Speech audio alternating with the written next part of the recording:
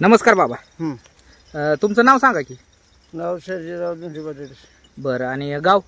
गाव टाकेवाडी. बरं. आणि तालुका जिल्हा? जिल्हा तालुका मानन, जिल्हा सातारा.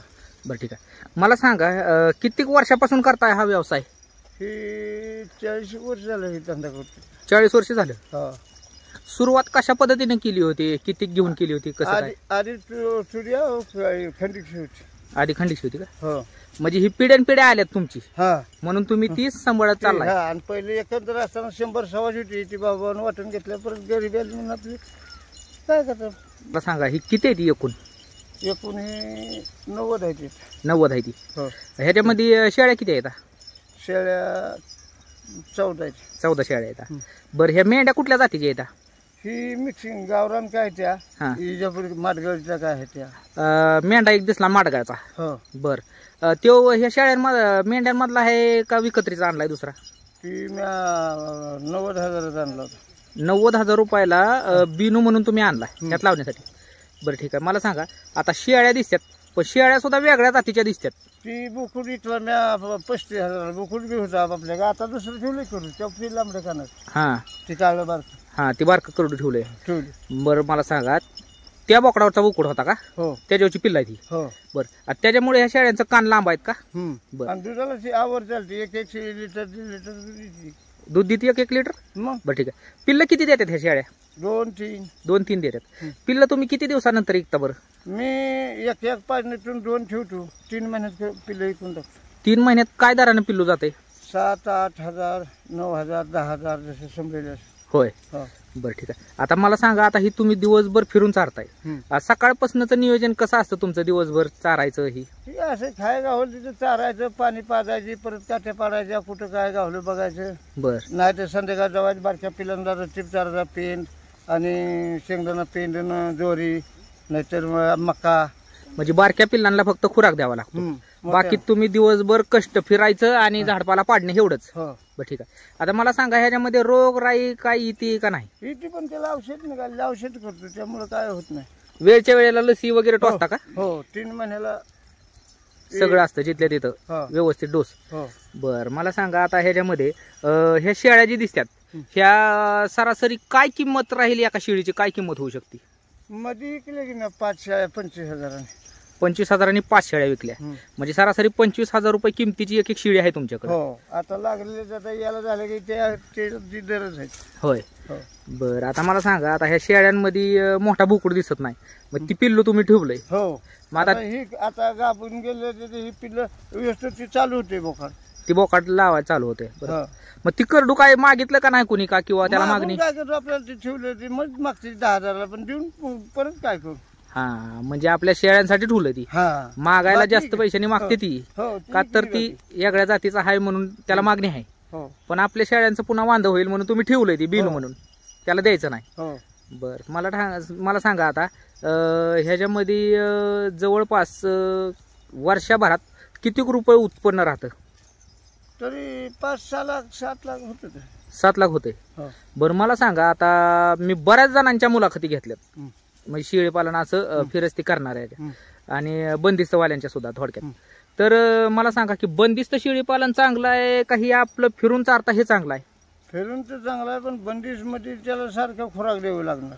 होय. ते बी चांगलं आहे. ते बी चांगलं आहे. दोन्हीपैकी फायद्याचं कोणतं वाटतं तुम्हाला?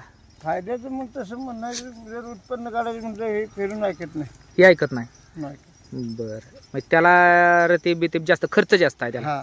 ह्याला थोडा खर्च कमी आहे पण फायदा पण जास्त आहे आणि कष्ट पण जास्त आहे ना मग ह्याला. आणि शेतात बसलं की आपल्याला ते परत 4 रुपये मिळते ना. बसायचं बसण्याचं बी भेटते ती पैसे. आणि वाटेत ठेवलं की मग ते खाते एकदम काय लागते तेव्हा पैसे एकदम होते. बरोबर बरोबर. आता मला सांगा की ह्याच्यामध्ये दूध वगैरे आता ह्या शेळ्यांचं तुम्ही विकता का? नाही. कारण तापवायचं, लोणी काढून घ्यायचं, टाक वाटायचं कोणाला. होय. पण दूध नाही की. मग लोण्याचं काय करता? म्हणलं तर ह्याचं लय दारण जाणार. 100 रुपये लिटर न म्हणलं तर घट दूध असतं. आणि झाडपाल्याचं वनस्पती. बरं. कशा उचलतं बरं ह्याचं दूध? बरेच जण म्हणतात की आयुर्वेदिक ह्याच्यामध्ये जास्त महत्व आहे ह्याला. औषध खाती रोगावणी चालतं. बऱ्याच छोटं बऱ्यापैकी. होय. म्हणून ही शेळ्या महाग जात असं आहे. बरं ठीक आहे. आता मला तुम्ही सांगितलं की वर्षभरामध्ये सगळं जिकडे तिकडे होऊन नाही म्हणलं ते 6-7 लाख रुपये राहतात एवढ्यात. बरोबर आहे. आता तुम्ही दोघं जण फिरताय ह्याच्या मागं, मग ह्याच्या मागं अजून सहकुटुंब राबताय का फक्त तुम्ही दोघंच? 2-3 माणसं असतील. बरं आता मला सांगा की पण 2 माणसं लागतील काय? होय, एका माणसं नाही. बरं रान अडचणी आता जर बघितलं आपण की समजा आता शेळी पालन करणारी बरीच आहेत. आता बऱ्याच जणांच्या मुलाखती मी बघितल्या, बऱ्याच जणांनी बराच काळ काढलाय ह्याच्या मागं, बरेच वर्ष झालं करतात, पिढ्या आलं म्हणून करतात. काही जण नवीन तरुण पोर आहेत ती करायला चालू करतात, त्यांना सुद्धा ह्याच्यामध्ये फायदाच दिसून येतोय. बरोबर. मग आता मला सांगा की तुमची आता ही पिढ्या तुम्ही करत आलाय ह्याच्यावरती, या चित्रावरती तुमची कशा पद्धतीनं प्रगती झाली? ह्याच्यानंच प्रगती केली. वावरं घेतली, कुठं तुम्हाला सांगतो हेरी पाडल्या, घरं बांधली. हे काय लग्न कार्यांना पैसा लागतो किती तर माहिती आहे ना बा. हो, म्हणजे घर बांधलं मोठं. हो. बरं किती लाख रुपये गेलं घराला? 15 लाख घालवलं. 15 लाख. आणि जमीन घेतली किती एकर घेतली? जमीन नाही घेतली, 1 अर्धा-पाऊण एकर घेतली ना. अजून चाललंय माझे पण गावली पगार काय. हा, मग तरी किती लाखाची जमीन गवली तीच? तरी बघ आता तुला सांगतो 7 लाखाची यायची. 7 लाखाची. म्हणजे जवळपास ह्याच्यामध्ये सुद्धा भरपूर पैसा आहे आणि भरपूर नफा आहे. फक्त कष्ट करण्याची ताकद पाहिजे आणि जिद्द लावून मन लावून केलं पाहिजे. मग आता मला सांगा, जी सुशिक्षित पोरं जे आहेत, शिकून आजकाल नोकऱ्या नाहीत, काय नोकऱ्याच्या बोंबलत फिरते. मग तशा पोरांना तुम्ही काय सांगताल की करण्यासारखा व्यवसाय आहे का बाबा? करण्यासारखं आहे की, पण ते मनापासून केलं पाहिजे. 4 दिवस केलेलं बसेल कुठं तरी जाऊन धाब्यावर, तर ही जनता कुठं ओरडून मरेल की. हा, म्हणजे मनापासून जर नाद असला तर करणं गरजेचं आहे. पण 2 पैसे आहेत ह्या नोकरीपेक्षा बी सरसच आहे. नोकरी भारी कोणाच्या बांधल्याच आहे, बांधल्यात नाही कोणाच्या. नर लागले 4 पिढ्या नेली तर इथे लगेच पैसे घेऊन. बरोबर. म्हणजे थोडक्यात कुठं नड आली, 1-2 पिल्लं नेली विकून आला, पैसे जागेवर तयार. म्हणजे कशाची वाट बघायची नाही. वाट बघायची का नाही. लोकांच्या नोकरीवाल्या तरी केव्हा देतोय पगार, काम माझा बिरे काय असा आहे तर काय करणार ते. हो, ती पण गोष्ट बरोबर आहे. हा, आता मला सांगा की जवळपास लाखो रुपयांची कमाई ह्यातनं केली आहे, सगळ्या गोष्टी झाल्यात, मग लग्न वगैरे सगळ्या गोष्टी. मग आता मला सांगा की जर एखादा सुशिक्षित तरुण आहे पण नोकऱ्या नाही, आता बंदिस्त एखाद्याला करायचं म्हणलं तर त्याने किती शाळा घेऊन सुरुवात केली पाहिजे बरं? थोडी आपली आधी घेताना तुरंत 5 लाख घेऊन ते जाऊन मोठं होत गेलं पाहिजे. एकदम जर घेते आणि ते जर शिवरक्षण नाही व्हाय ना तर ती गोष्टच देते पाहिजे. म्हणजे थोडक्यात तुम्हाला असं म्हणायचं की त्यातलं जोपर्यंत समजून येत नाही तोपर्यंत 5-10 घेऊन सुरुवात करावी, एकदम मोठा घास घेऊ नाही. आणि जसं त्यातल्या तुम्हाला खास खळग कळतील, माहिती झालं परत वाढवा तुम्ही किती 500 पर्यंत एक तबील आहे आमच्यातली तिकडे मान तालुका खटाव बिटाव. बघा की बकरी कसली, शेळ्या कशा असे. होय. बर ठीक आहे. आता मला सांगा, ह्याच्यामध्ये तुम्ही ही जी डेव्हलपमेंट करत चाललाय, म्हणजे बिनू बदलताय किंवा वेगवेगळ्या पाटी ठेवत चाललाय, तयार करत चाललाय, खांडवा बदलत चाललाय, ह्याच्या मागचं कारण काय? तुम्हाला काय वाटतंय की गावरांपेक्षा ह्याला जास्त किंमत आहे का? किंमत आहे म्हणजे दर आहे, मार्केट आहे चांगलं. म्हणजे थोडक्यात तुम्ही सांगितलं आता वजन वाढतंय ना, वजन वाढतंय. आणि ती पिल्लू मी बघितलं तर 2.5-3 महिन्याच करडू असेल, पण तुम्ही म्हणता की त्याला मुब 10-10 हजार रुपयाची मागणी आली आहे आणि गावरांना तशी येत नाही. म्हणजे थोडक्यात आपण जे फिरून करतोय यात बी थोडस तुम्ही डोकं चालवलं आणि त्यातनं 2 पैसे कसे जास्त भेटतील हे बघितलं.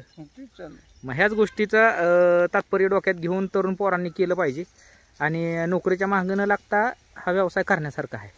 1 नंबर. कोणाच्या बांधलेच नाही ना. हो, ठीक आहे. बऱ्याच चांगल्या तुम्हाला काय नाही, शेती पाहिजे. शेती असणाऱ्यांना सुद्धा करता येऊ शकतो शेती जोडधंदा. असं बाहेर विकत घ्यावं लागते ना, खाली करायचं नाही, खाली विकत आणावं लागतं. खाद्य विकत आणावं लागतंय, खुराक वैरण फिरण, मग करू शकतो बऱ्यापैकी. ठीक आहे.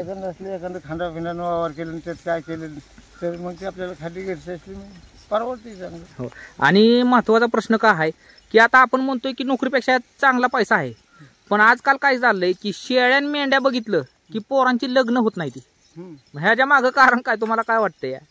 का होत नाही ती तर ही आता म्हणते बस पोरी सुद्धा म्हणते ते ही व्यवसायवाला बरा नोकऱ्या सोडून काही बसतो तर पेटून नोकऱ्या गेल्या त्याच्या आत्महत्या करते त्या पोरी. म्हणजे असा प्रकार होती ना. त्याच्यामुळे म्हणतात काय घरात काय नाही काय करणार आहे असा खेळ होती ना. मग पोरींच्या अपेक्षा वाढल्या. मग तुम्हाला काय, तुम्ही काय सांगताल की बाबा नोकरीपेक्षा ही चांगलंच आहे? नोकरी बसली चांगलं. म्हणजे नक्कीच हा व्यवसाय करण्यासारखा आहे. 2 पैसे ह्यात आहेत. बाबा तुम्ही चांगली माहिती दिली त्याबद्दल धन्यवाद. आणि मित्रांनो, अशाच व्हिडिओ पाहण्यासाठी चॅनलला सबस्क्राईब करा, व्हिडिओला लाईक करा आणि जास्तीत जास्त शेअर करा. धन्यवाद. भेटूया लवकरच नवीन एका व्हिडिओसोबत. मग त्याच्यावर परत ही वाढीत मग मोठं झालं. मग हिर पाडली, पाणी लागलं, इथं 2 मजली बांधलं, माथ्यावर सगळं घर बांधतोय, सगळं करतोय. पैसा साचल्या बघा काय करणार? ठीक आहे. तोंडाचं काम आहे का पोरांना? आता